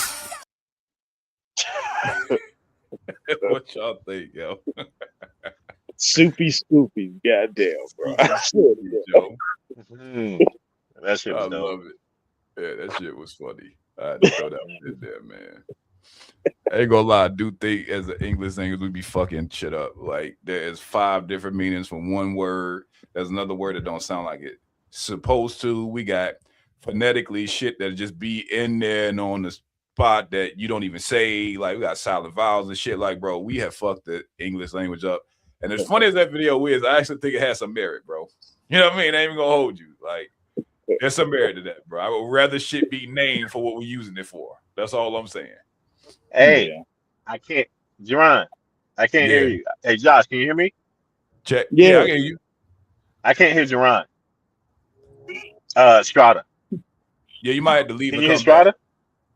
back. Yeah. Leave and come back. That shit was funny. What y'all think, man? I know that I had to lighten the mood a little bit, man. We was going in. That shit was fucking crazy. Shout out to Killer Cam, man. Who know what you think, bro? I just came in on the last part of it. That was funny though. Yeah, man. Like you said, I like it. I love the concept, man. That was something real short, man. Give us a little break. While you in here, man, make sure you like, comment, and subscribe, man. We got definitely a few more videos I think that'll be interesting. Let me see where I want to go next. Y'all give me 1 second. Yeah. All right. So I thought it was a pretty good break. Let's go. Looking at what I got left. So I'm going to go back to the rundown. All right, let's go here with the next. People think you got to be a Klan member to come to our church, and we're a church. This is Thomas Robb, the Grand Wizard of the KKK, or as he likes to put it, the National Director. See, the Ku Klux Klan is currently going through a rebrand. Instead of calling themselves the KKK, they now call themselves the Knights Party. And Thomas Robb doesn't like to call himself the Grand Wizard. Instead, he's chosen a more subtle PR approach, the National Director. We don't have a sign, everybody welcome, because everybody's not welcome to our church. There's something that no one has ever really talked about is the fact that Thomas Robb is not only the Grand Wizard of the KKK, he's also a pastor. There's a certain element of people that just aren't welcome. The image always shows Jesus Christ with arms outstretched, wide out, like everybody. But the reality, Jesus Christ is not wide arms stretched. His arms are, what he said, the path was straight and narrow. Right, but wouldn't you say that the path of straight and narrow is welcome to everybody? Well, we're having to dissect various applications of that statement. But is it open to everybody, like in the broad sense of the word? No. What I hear is like a person of color, a black man, can they be saved and then be part of the kingdom of God? What does saved mean? I mean, if we're going to go off of a traditional theological practice, it is understanding Jesus Christ as your Lord and Savior. A traditional Christian perspective, that means then you gain access to heaven. Well, I like the word redeemed. I asked him if a black man could go to heaven, and this is Thomas Robb deflecting that question for 13 minutes. The reason why I was asking was when I was asking if a black man could be saved, you would just reference that they could just be blessed. So as one... I just don't know. Yeah. I mean, the Bible doesn't... Literally, in spite of what people say, the Bible doesn't address black people hardly at all. Wow. So does that mean then, so your belief is the Bible was written by white people to white people? Holy shit. In modern terms, written by Israelites. I mean, that's a very generic way of putting it, but yeah. Written by Israelites to Israel. So would an Israeli be welcome in your church? Probably not. And I want to make sure you picked up on that. His belief actually has nothing to do with how he believes the Bible or who he believes the Bible was written by or written to. It all has to do with the color of their skin. And that, my brothers and sisters, is how deeply racism and Christianity can go. Fucking thoughts. What's up, fellas? Talk to me. I got mine. I'll wait. Anybody, somebody. This fucking ignorance at its finest, man. That's all. Fucking idiot. I had to stop laughing. What? Facts, DJ. Like, come on, man. Bruh. Like the irony in that, right? My bad, because you started me up, bro. The irony in that shit is that literally they understand the truth enough to remix it. I thought that was funny. You understand that the Bible was written for a particular group of people and the different tribes. You know, even Yeshua, and when the Most High is quoted in the Bible, he's talking to a very specific groups of people, certain tribes. White people ain't it. He ain't talking to you, Chief. He ain't. Respectfully. Like, you know what I'm saying? Like, if we're just gonna go on what is in the Bible, verse for verse, scripture for scripture, he ain't talking to you, bro. You don't come from that. Like, that's the part that's most interesting in all of that shit. But go ahead, bro. I ain't gonna front you now, goddamn. We talking about that shit. If we, oh man, I wish they are mentioned in the lost books when Moses and his tribe is lost for 40 years in the desert. They're lost, or in these books, it says that they're lost because they're warring with other tribes that came across the Rhine River. The fucking Rhine River is is what separates basically like Germany and Europe from like that whole like Middle Eastern strip type deal. And it's supposedly those same people that started integrating themselves after they were defeated by the tribes, started integrating and learning and taking it back. You know what I'm saying? That's a fact. And I think that, like you said, most other nations and creeds are definitely mentioned biblically, because like you said, there were other tribes that worship other things. But the very book he's using to not let black people, quote unquote, in, doesn't really, like, the Most High Yeshua is not talking to him at all. That's the funny shit. Like, the promises, the covenants, old, new, go through the testament. He's not talking to you, bro. Respectfully.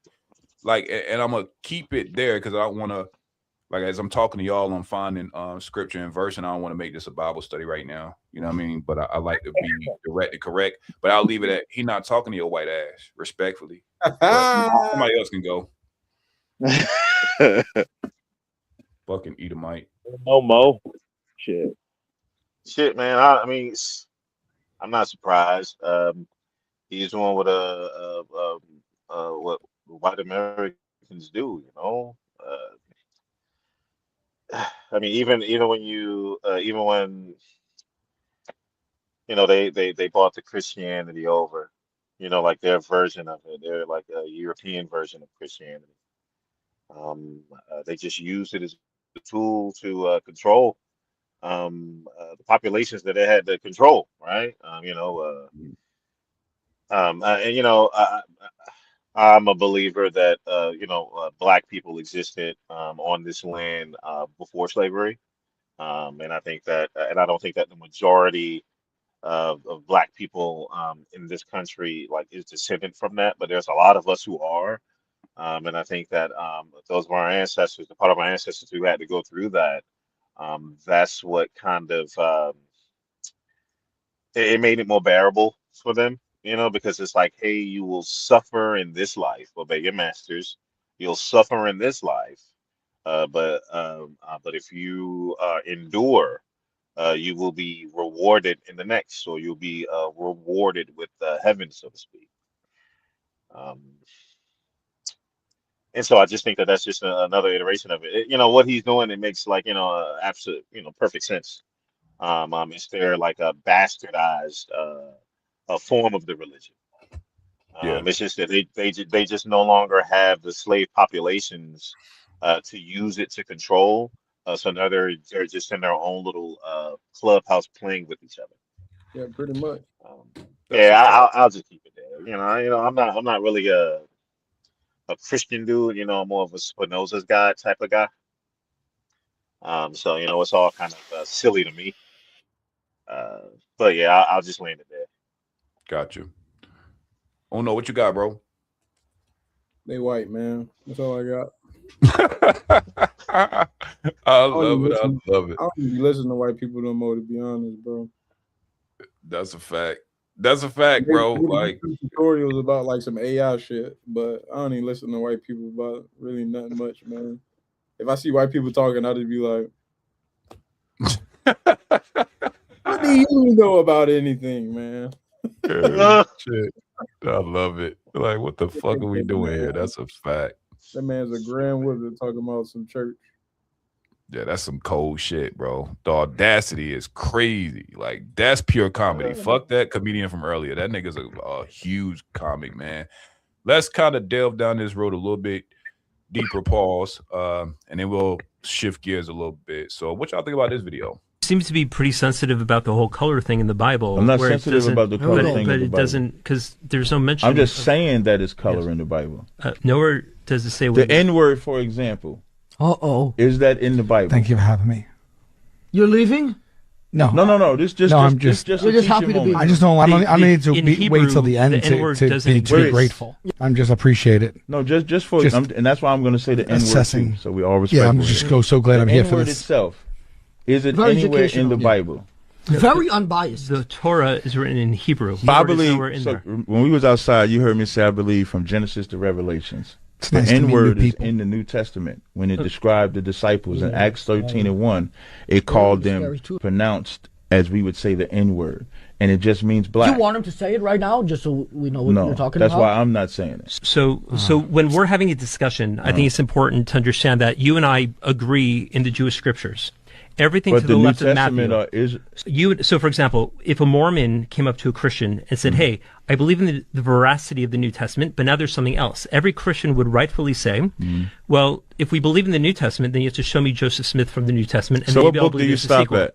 What I would say is what you have book to do show you me stop at? Jesus in the Jewish scriptures, and then we could talk about the New What Testament. book do you stop at?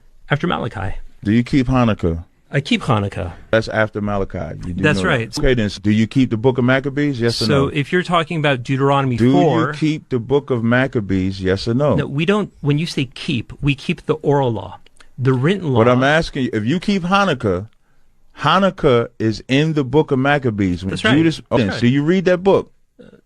No, I don't. It's not part Then of you it. don't. You can't. This is when we say the white man is the devil, because he said he don't keep nothing after Malachi, but then he said he celebrates Hanukkah, no. which is in a book I didn't after s- Malachi. I didn't say What I does that don't have to keep do with the devil? anything. I didn't Why say a I white don't... man would be a The devil? word devil just means deceiver.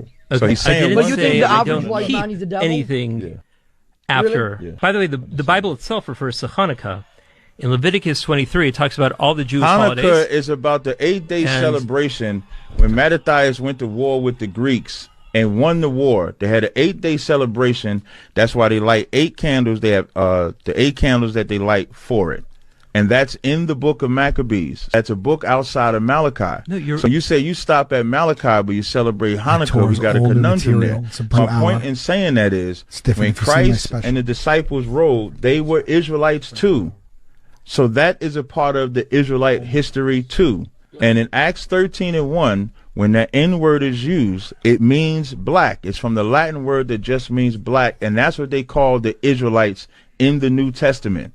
So if they call the Israelites black in the New Testament, then that means that's what they were.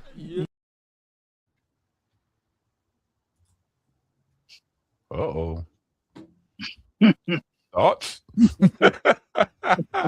Thoughts? Hey man, there's a reason that they banned DNA testing in Israel. Ooh, You know, I like it. Mm-hmm. yeah. Like, what are they? Polish? Yeah. Maybe from like Poland. This is dumb. Holy shit. I just thought that was interesting. I think that what was most interesting was you had the Jewish people that were in conversation with a Israelite, and they were struggling to reconcile it, and they got so uncomfortable to where they were, if you listen to the commentary behind, it's like everybody that wasn't involved in that back and forth was trying to distort what could be heard and was purposefully trying to ignore the convo on the table because it got the room uncomfortable. But I thought that was interesting, watching their behavior as he was trying to actually challenge their practices and beliefs based on what they said. So I thought that was probably the most interesting part of that video. I'll land there for now, though. I don't know what you think. I follow dude on Instagram. Captain Tazariot.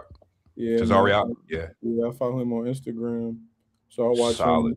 I watch him go and get on those podcasts that are supposed to be like trolls and stuff. Mm-hmm. And he be speaking some real knowledge, man. For real.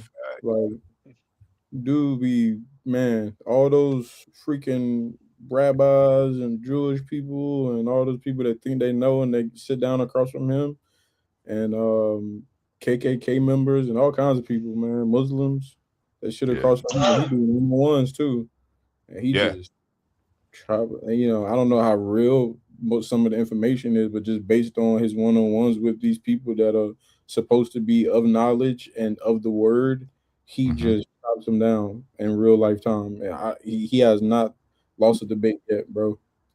That's a fact. Like, it's crazy, bro. It make you think, man. Like, it make you think about those Israelite brothers. Like, yo, when they really know the knowledge, like he do, like, man. It goes a little different, for sure. Josh, you want to add anything, bro? I saw the debate where it came up to where and I ain't gonna front, bro. I was in awe to where he was debating the dude where they were basically denying that Native Americans were a part of the Israel, like the tribe, but he actually, and there's physical evidence in Columbus's journal where they had to get Israeli, like not rabbis, but people that was practicing to be rabbis to actually talk to these South American Indians. Yeah. Because the language was so similar. Yeah. Funny how you that know. works. So it's like, bro, he be on that shit, bro. He like John, like Uno said, he know his shit. No, that's a fact, bro. Shout out to the Israelite brothers, man. Hemp is an Israelite brother. And this might be risky, man. He's solid brother. He has an understanding of the word that's pretty dope. Shout out to Javi. But yeah, man, I find that, you know, when you read the word and you understand context of it and you're forced to support all your theories with book, chapter, verse, a lot of people fall short because we don't know. We don't know the very book we claim to follow. A lot of people don't. And so it's easy to remix. It's easy to conscrew. It's easy to confuse because the people you're talking to aren't aware of any of it. And so it's very easy for things. And this is how we've gotten so perverted away from the Most High, is because of these things, these easy ways to pervert the word. But with that being said, man, we're going to keep pushing. Make sure y'all like, comment, and subscribe if y'all enjoying the content, man. Share it to somebody that ain't already a part of it. And I'm going to go. I thought this one was interesting. Let me see if I can find the video that correlates with it. It's funny, but it does speak to another truth. Let me see. Yeah, there we go. All right, so let me bring up the prompt first. And we're going to get to it, man. Coffee, croissant, and juice. Who's that? Matthew? Is it you? Is it really you? Yes. Of course it's me. I said, who's that? You're alive. Where have you been all this time? I went to the shops to get the paper and... Yeah, over an hour ago. Kim, who is the man in our bed? This is Eddie. Hi. Hello. I didn't know if you were coming back or not. I found somebody else. In an hour? I had to come to terms with the fact that I may never see you again. And I had to tell our son, our own son, Matthew. No. Where is he? I put him up for adoption. You what? I didn't want him to be brought up without a dad. I've been gone an hour. I can't. It's over. I can't do this. I think you should leave. This is difficult enough for her as it is.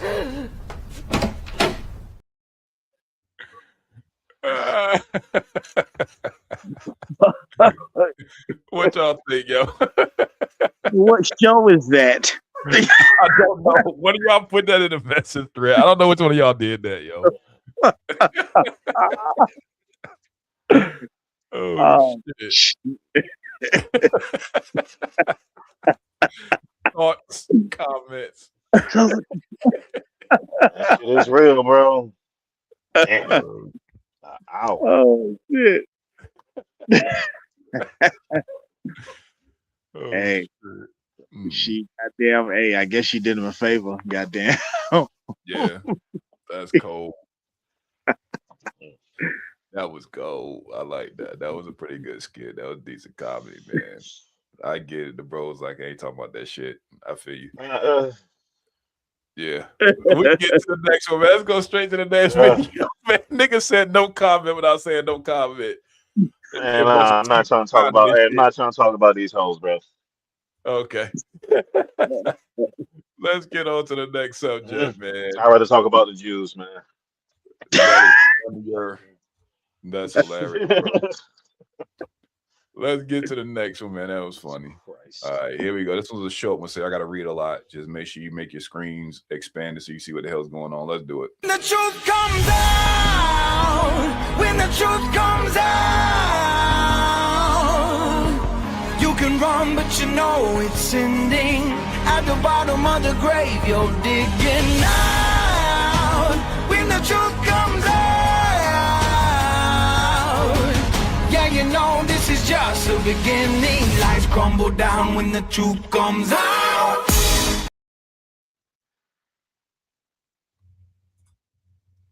Y'all want me to play that back? Y'all get the gist of it?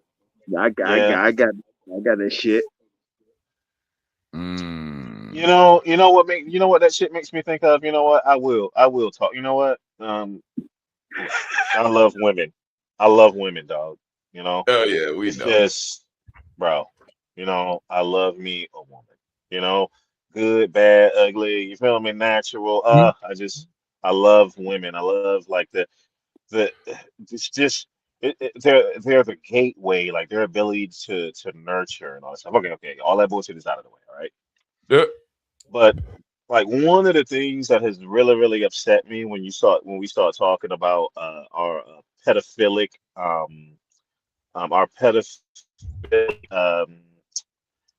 like power structure here, like the powers that be are pedophiles, right? Yeah. You know, it kind of made me question. Like I said, you just question a lot, like kind of like a great awakening. I think I've heard people, or the great noticing. I think I've heard people call it. You know, it made me question many things. Like capitalism. Is capitalism as great as people say it is? You know, I think maybe you should probably have a merger of capitalism slash socialism on that. Yeah. Should billionaires exist? No. Long rabbit hole. I could take you down that as well. It's a good thing I'm not running shit because I would seize assets. Fuck you. I'm the government. I'm powerful. Anyway, women. I think that the role that that women play in supporting these pedophilic power structures, I think that it often does not get talked about as much as it should be. Yes, women are victims, but when it comes to children, and I'm talking about like women, children, girls and boys or whatever, it's just there's always that man, right? That's at the front of it. But he always has the support of a woman. And there's just so many stories of especially when it comes to little girls that are molested by these pedos. Whereas like they're not like these guys aren't just running up to these children and snatching them up and putting them in cars and driving off. Yeah, that happens sometimes, but no. It's a slow, long grooming process. And that first point of contact, a lot of times, is a woman. She's motherly, she's supportive, and her motherly and supportive ass will lead you right to the hands of the individual that's going to sexually assault you. And the judge is why I bring this up. Because that bitch let that dude off with a slap on the wrist. You had the power to make sure that individual in the sentencing phase, because he was already found guilty correctly. You are a judge, and we putting you there, and you have the ability to make sure that justice is served. Well, to the best of your ability, right? Because we can't take that asshole out back and shoot him, right? So what you do is you decide to give him the lightest sentence that you can, and I think that it really puts a wrench in this argument that oh my God, this is happening because of the leadership of our men. No, no, no. If Kamala was president, do you think that we would have got the amount of Epstein files released as we had? The crazy shit that Hillary Clinton was doing in them files, because those files gave legitimacy to Pizzagate. And that shit that lady was doing in order to get that adrenochrome from those kids, like cutting off some little girl face and wearing it or whatever, you know, I believe that shit.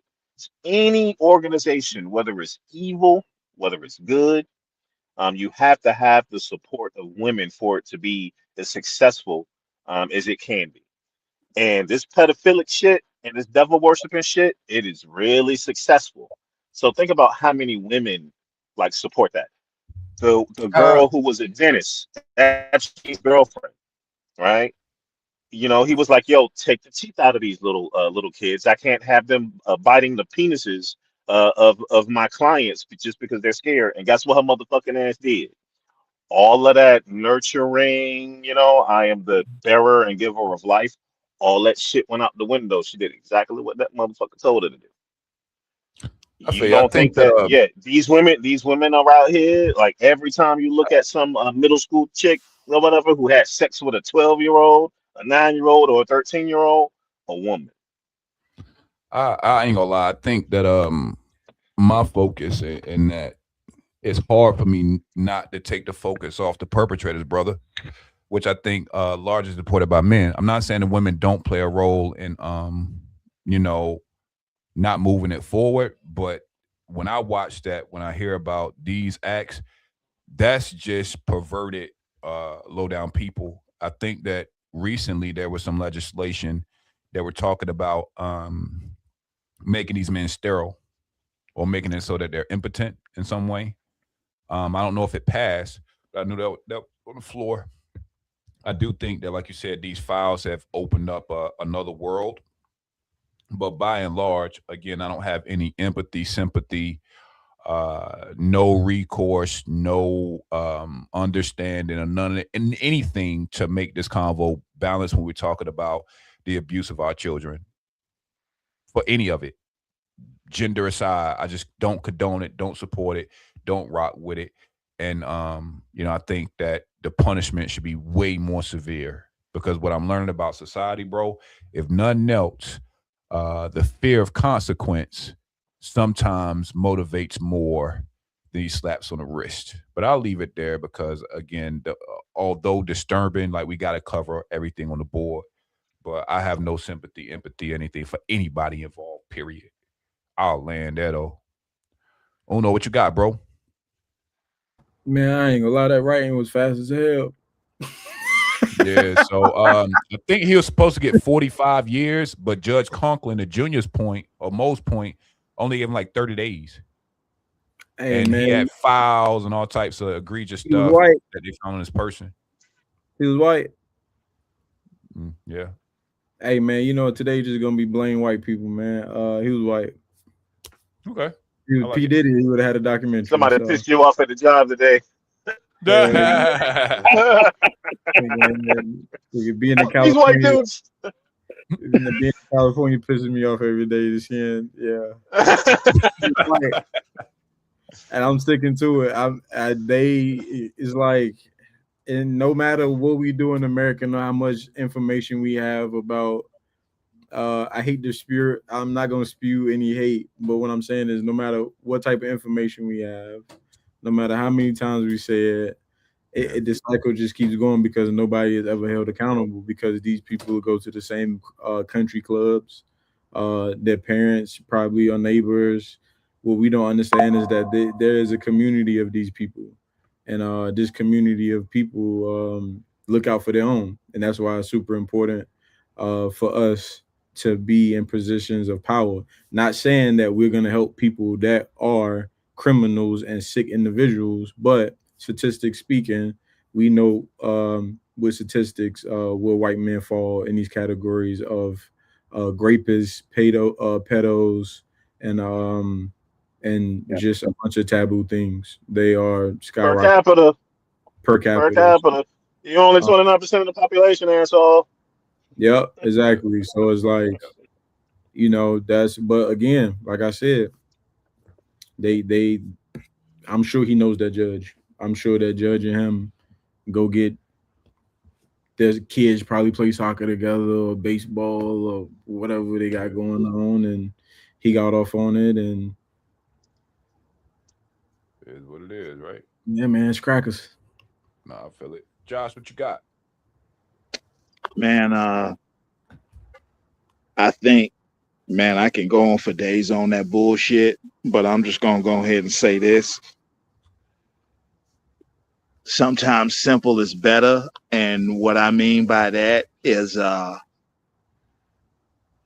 we need to start making motherfuckers like that very fearful. Yes. Like, I mean, and it's fucked up to say because either somebody can either do it and fuck around and Asante Shakur it and get away scot-free, or you just do it and just be like, you know what, prison gonna be my home until they take me out of here. Because, I mean, just being real, that's what they gonna do, because they gonna look out more for this old fuck motherfucker more than they are you, even though you literally getting rid of a monster, a motherfucker that's literally preying on innocence. That's a fact. You know what I'm saying? Like that, like something like, and I think me personally, I think even though I am spiritual and all that good stuff, bro, I think one of nature's laws, man, is not only protect your kids, but just protect kids in general, bro. I like that. That's a ball. Like, is that, you know what I'm saying? Like, once we stop doing that shit, and once we stop looking out for them, bro, like, we just fail as a goddamn species. That's a fact. And with motherfuckers like that, bro, we, you know what I'm saying? Like, no, bro, like, we really need to like kill, and never. He went out. Lost service a little bit, brother. Yeah. Like I said, I'm just gonna circle back one more time because I feel like maybe I didn't get my point across on that. But it's just that I just think that like the first thing I thought about when I saw that video is just the fact that I don't want people to go in these situations with their eyes only half open, and you only think, oh man, male bad, male possible child sexual abuser. There's just as many women who are involved as well, whether they're involved directly, like as far as like being an active participant in the sexual abuse, or whether they are involved indirectly, where they're so selfish and they're so comfortable in their environment that they choose to look the other way when it's going on and they do nothing. Not even that, but you'll have some of these, like I said, I don't uh, I don't date women with like, kids that's still in the household and that's raising and stuff like that.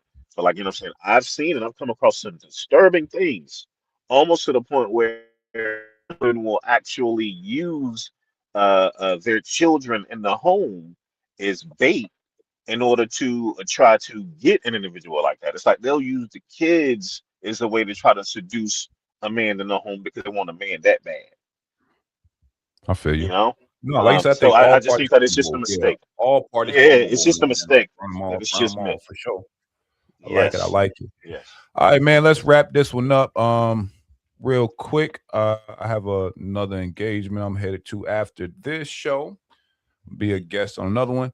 But we'll put a bow on it, man. We right underneath the 2-hour mark. If you haven't already, make sure you hit the like, comment, and subscribe to the show. We'll be back next week. We'll also start back with our Raw Bunch session. I got another show I'm cooking up as well. Shout out to Back on That BS, man. Shout out to Bino. But we got some work coming down the pipeline, man. We back to it. We back grinding. But with that being said, Josh, what you got for the wrap up, bro? Let's put a bow on this show. What you think? Yo, shit, man. I think this show was pretty informative. Yeah. You know what I'm saying? I definitely seen some videos that, you know what I'm saying, was that I really didn't know shit about, especially that rat experiment. That was shit. I still ain't got the words, but it was a lot of things, man. Like, damn. Mind blowing, captivating, word. Yeah. Yeah. nah, I like how it went, boy. What's up? But yeah. It would be right if Javi did give his final thoughts, man. Come on, you know the count. Nephew. That's what it is. I like it, bro. Uno, what you got?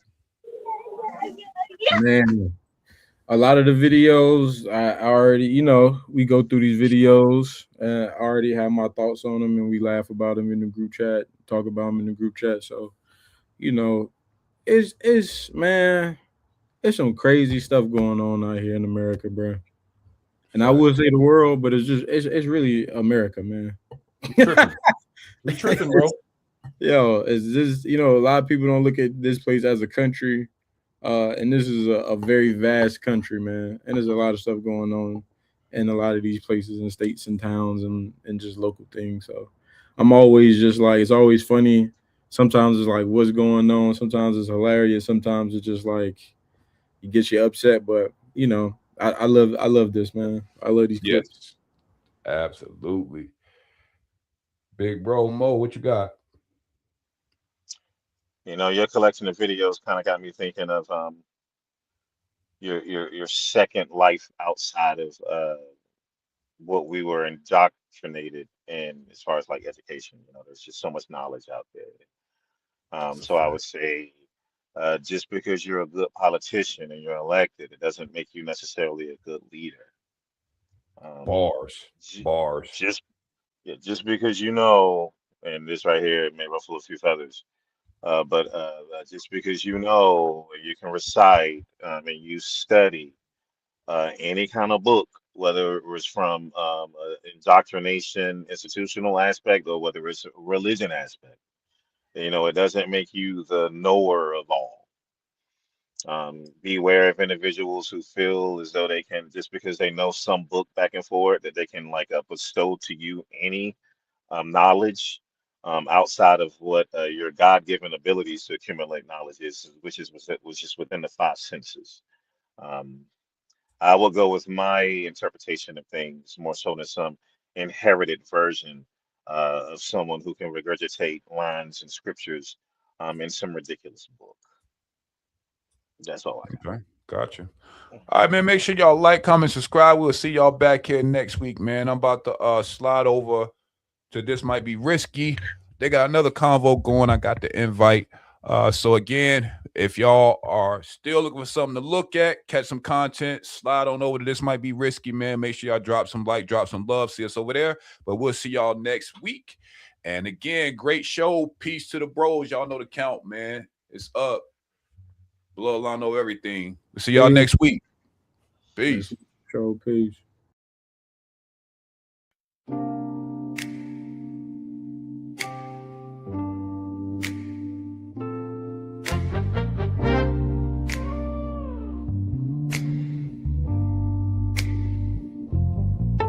End of the show, but we still on go. Straight ahead the bro, you already know. More in the cut, Josh line them up. Wanna talk slick, whole squad talk tough, yeah. Feel tired with the bros, let the tape run slow. When the screen go black, you still feel that glow. From the clips, from the mist, from the things you ain't know. Real tired with the bro, real tired with the bro. From the wild little vid to the seat they hit. Every frame, every angle, we gon' spin that lit. From the south we slide, put that draw on the vibe. If it's strange, if it's live, we gon' press rewind, yeah. Feel tired with the bros, let the tape run slow. When the screen go black, still feel that glow. From the clips, from the mist, from the things you ain't know. Real tired with the bro, real tired with the bro. SPS on the screen, we embedded in your mind. Hit play one time, you'll be back every time.